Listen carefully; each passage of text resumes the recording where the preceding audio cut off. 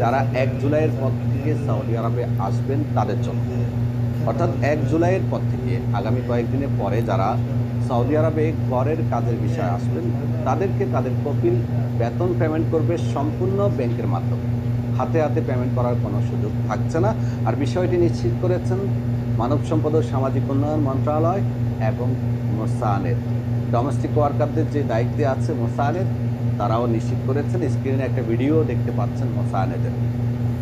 আর যাদের পুরাতন কর্মী আছে ৪ জন পর্যন্ত, অনেক কপিলে আছে তাদের একজন খাদ্দামা আছে, একজন হাউস ড্রাইভার আছে, একজন আমেল মঞ্জিল আছে, একজন তাব্বাক মঞ্জিল আছে।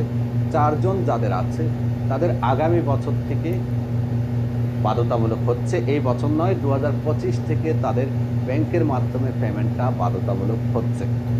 আর ১ জুলাই থেকে বাধ্যতামূলক হচ্ছে ব্যাংকের মাধ্যমে পেমেন্ট যারা নতুন আসবেন ডোমেস্টিক ওয়ার্কার হিসেবে।